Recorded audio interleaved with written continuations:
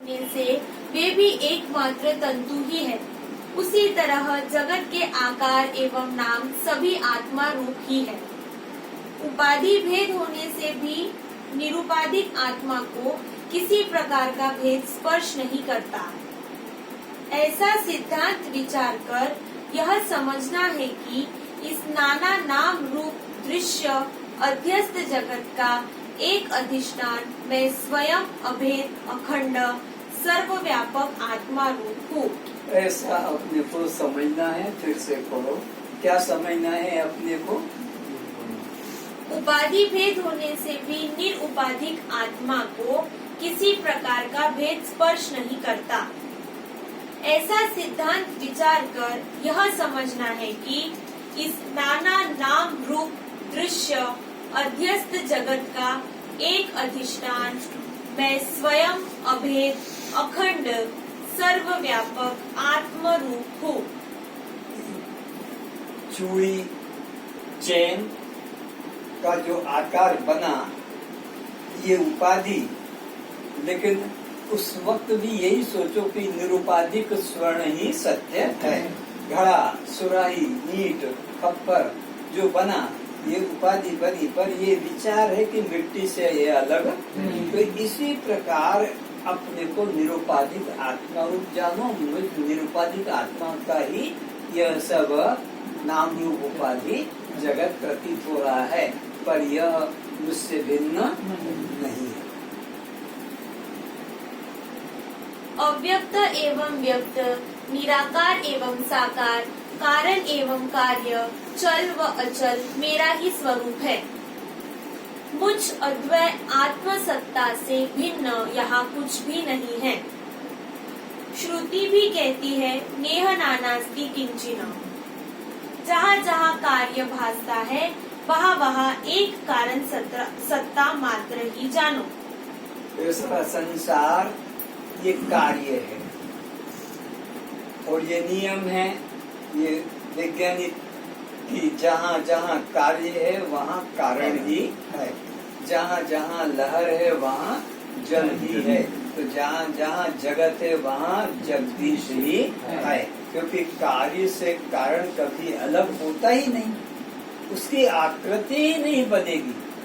कोई कह दे कि मैंने स्वर्ण को नहीं जाना, मैंने स्वर्ण को कभी नहीं देखा, अलंकारों को मैं देखता हूँ, अलंकारों को तो पहचानता हूँ, कोई ऐसा कहे तो ये बात ठीक, क्योंकि बिना स्वर्ण के अलंकारों की आकृति कौन धारण करेगा? बिना मिट्टी के घड़ा सुराही की आकृति को कौन धारण करेगा? मिट्टी ही तो घड़ा सुराही की आकृति को धारण करती है। और अज्ञानी कहता है मैंने मिट्टी को कभी देखा नहीं, मैं तो घड़े सुराही दीपक को देखता हूँ। तो ऐसे ही यहाँ पर भी अगर अधिष्ठान चेतन आत्मा को तुम नहीं जानते हो तो ये जगत को कैसे देखोगे? ये जगत की आकृति को तो जगदीश ने, चेतन आत्मा ने, परमात्मा ने ही धारण किया है। अधिष्ठान के बिना जो है, उपादान के बिना कोई कार्य नहीं हो सकता। तो यहाँ तुम्हारी ही सत्ता है जिसके आधार से ये सब नाम रूप जगत दृश्य प्रतीत हो रहा है। और अज्ञानी कहता है कि मेरे को परमात्मा नहीं दिखाई पड़ता है, लेकिन जगत दिखाई पड़ता है। अरे पागल, जगत किसके आधार से दिखाई पड़ेगा? मेरे को मिट्टी नहीं दिखाई पड़ती है, घड़ा दिखाई पड़ता है, तो घड़ा किसके आधार से दिखेगा? बिना मिट्टी के घड़े की आकार भी नहीं। तो बिना परमात्मा के, बिना चैतन्य के ये जगत की आकृति भी किस पर टिकेगी? तो ये सारी आकृतियाँ किस पर टिकी है जगत की? एक परमात्मा पर। सारे अलंकार किस पे टिके हुए हैं? एक स्वर्ण पर। सारे कपड़े किस पर टिके हैं? तो ऐसे ही सारा जगत, नाम रूप जगत किस पे टिका है? एक चैतन्य आत्मा पर। नाम आकार तो वाणी का विलास मात्र विकार ही है।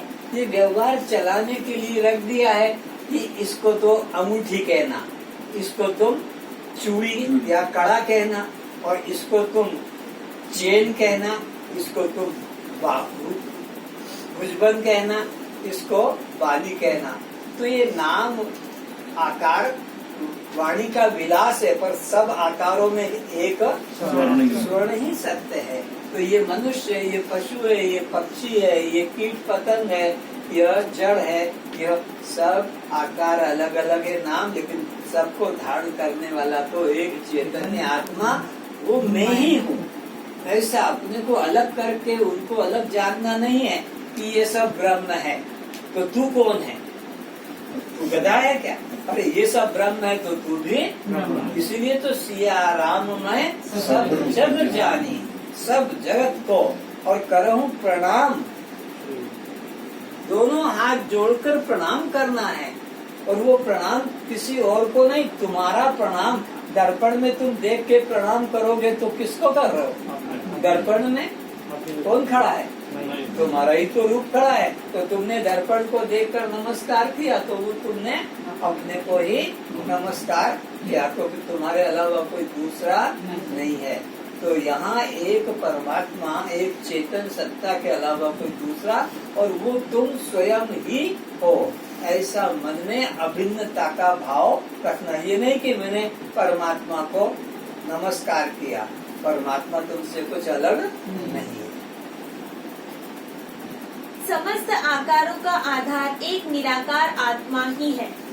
ब्रह्म से भिन्न ब्रह्मांड की सत्ता नहीं है।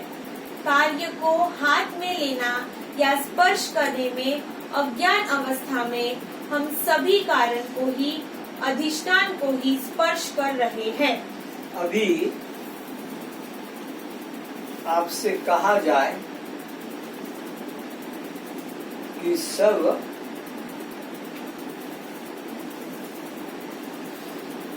अपने अपने शर्ट को स्पर्श करो, शर्ट को।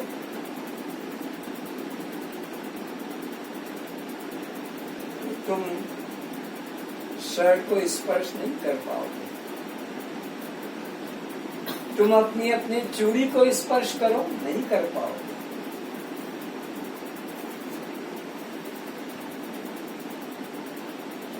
क्योंकि तुम जब स्पर्श करने लगोगे तो चूड़ी को नहीं, सोने को स्पर्श कर रहे हो, शर्ट को नहीं, दूध को स्पर्श कर रहे हो, कार्य को नहीं, कारण कोई तुम्हारे हाथ में कोई चीज है तो वो कार्य नहीं, कारण ही है।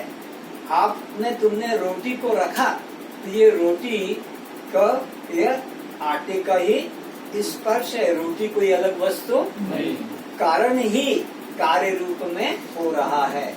इसी वाक्य को फिर पढ़ो। समस्त आकारों का आधार एक निराकार आत्मा ही है। ब्रह्म से भिन्न ब्रह्मांड की सत्ता नहीं है। कार्य को हाथ में लेने या स्पर्श करने में अज्ञान अवस्था में हम सभी कारण को ही, अधिष्ठान को ही स्पर्श कर रहे हैं। तो अभी ये पुस्तक को जो पढ़ रही है, छू रही है, ये कागज का ही स्पर्श हो रहा है। अष्टावक्र महागीता कोई अलग वस्तु नहीं है। तो ये कागज आधार है, उसको हमने गीता नाम दे दिया। तो गीता कार्य है और उसका अधिष्ठान कौन है? कागज है। तो जो भी तुम्हारे हाथ में कार्य है वो कारण ही है, कारण ही के भी उसको तुम कार्य नाम से पुकारते हो। इसी प्रकार जीव द्वारा जिस जिसका स्पर्श होता है वह उस जीव को परमात्मा का ही एकमात्र स्पर्श, आलिंगन हो रहा है।